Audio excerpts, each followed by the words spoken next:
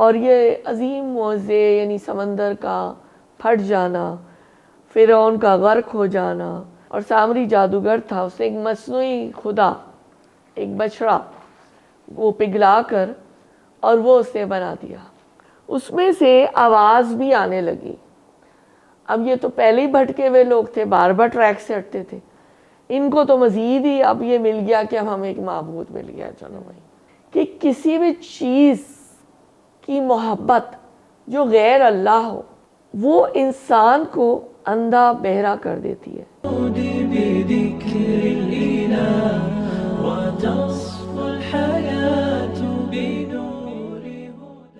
Doctor صاحبہ، میرا آپ سے اگلا سوال یہ کہ بنی اسرائیل کی جو قوم ہے وہ بچڑے کی پرستش کرتی تھی، اس کی کیا وجہ تھی؟ سورۃ الاعراف ہی ہماری چل رہی ہے سلسلہ، آیت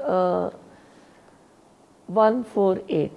واتخذ قوم موسى من بعده من حليهم عجلا جسدا له خوار ألم يروا أنه لا يكلمهم ولا يهديهم سبيلا اتخذوه وكانوا ظالمين۔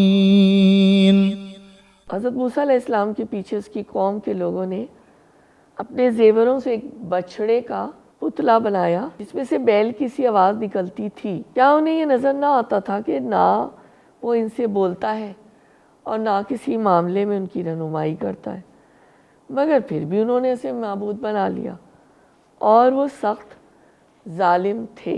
وَلَمَّا سُقِطَ فِي أَيْدِيهِمْ وَرَأَوْا أَنَّهُمْ قَدْ ضَلُّوا قَالُوا لَئِن لَّمْ يَرْحَمْنَا رَبُّنَا وَيَغْفِرْ لَنَا لَنَكُونَنَّ مِنَ الْخَاسِرِينَ۔ پھر جب ان کی فریب خوردگی کا طلسم ٹوٹ گیا اور انہوں نے دیکھ لیا کہ در حقیقت وہ گمراہ ہو گئے ہیں، تو کہنے لگے کہ اگر ہمارے رب نے ہم پر رحم نہ فرمایا اور ہم سے درگزر نہ کیا تو ہم برباد ہو جائیں گے۔ یہ جو 40 دن جب حضرت موسیٰ علیہ السلام گئے تھے نا، اللہ سے کلام ان کا ہوا، اور یہ جو قوم ہے یہ پہاڑ کے نیچے میدان الراحہ میں ٹھہری ہوئی تھی۔ حضرت موسیٰ علیہ السلام اپنے بھائی حضرت ہارون علیہ السلام کو وہاں پر اس میدان میں ڈپیوٹ کر کے بٹھا کر گئے تھے کہ تم دھیان رکھنا کہ یہ قوم جو ہے کہیں شرک میں یا کوئی غلط حرکتوں میں پھر مبتلا نہ ہو جائے۔ وَأُشْرِبُوا فِي قُلُوبِهِمُ الْعِجْلَ، یعنی ان کے دلوں میں بچڑا بس کر رہ گیا تھا۔ بچڑا گائے کا بچہ ہوتا ہے نا، اس کی محبت بس گئی تھی۔ سب سے زیادہ حیرت کا مقام یہ ہے کہ ابھی ان کو مصر سے نکلے ہوئے 3 ہی ماہ اور یہ عظیم معجزے یعنی سمندر کا پھٹ جانا، فرعون کا غرق ہو جانا، اور یہی بنی اسرائیل ان لوگوں کا بخیریت اس سوکھی سڑک میں سے جو سمندر کے درمیان اللہ نے بنا دی تھی، ادھر سے نکلے اور غلامی سے بھی نکلے، اور جو ہے اللہ کی قدرت سے وہاں سے باہر آ گئے۔ لیکن ہمیں تو یہ پتہ ہی ہے نا کہ جو قوم ہے یہ بہت ہی زیادہ جو تھی وہ بار بار جو ہے نا سیدھے راستے سے ہٹ جاتی تھی اور غلط کاموں میں اور حرکتوں میں لگ جاتی تھی۔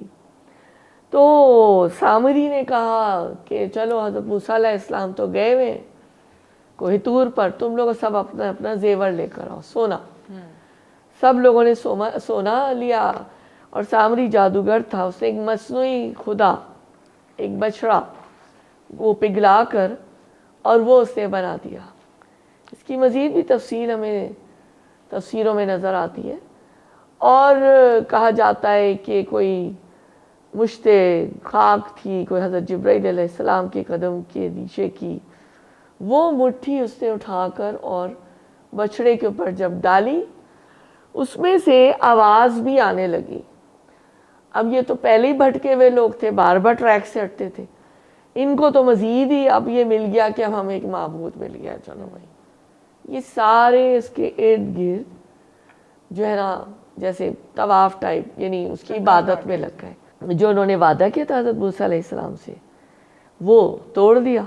سامری کے بہکانے میں، اور یہ بہکنے والے لوگ تھے، یہ اس طرح اس کی عبادت میں مصروف رہنے لگے اور ناچنے لگے خوشی سے. بھول گئے کہ حضرت موسیٰ علیہ السلام نے ہمیں کیا کیا سکھایا اور کیا کیا نصیحت کی. تو یہ کچھ نہیں تھا سوائے ان کے اندھے پن کی، ان کی بے عقلی اور راہ راست سے ہٹنے کی بات تھی. تو بات اصل میں کیا ہے؟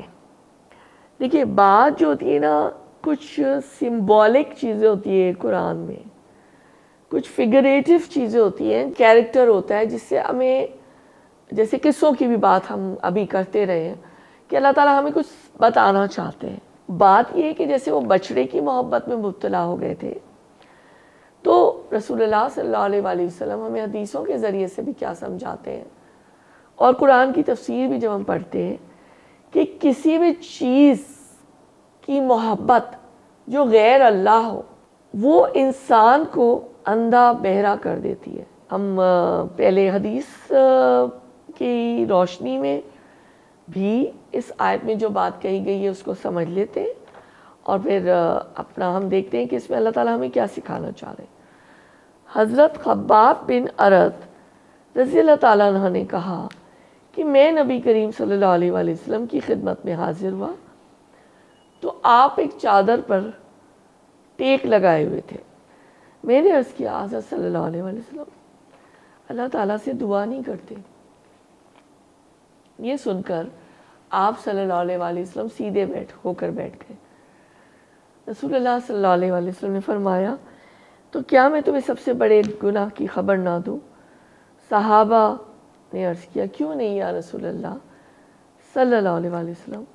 حضرت نے فرمایا کہ اللہ کے ساتھ شرک کرنا اور والدین کی نافرمانی کرنا. یہ صحیح بخاری کی حدیث 6273 ہے. ہم سب نے اپنے سینوں میں بچڑے کی مانند بت بنائے ہوئے ہیں، معبود بنائے ہوئے ہیں، اور ہم ان کی پوجا میں دن رات لگے رہتے ہیں، یہ سوچے سمجھے بغیر کہ اس شرک کا انجام آخرت میں کیا ہوگا.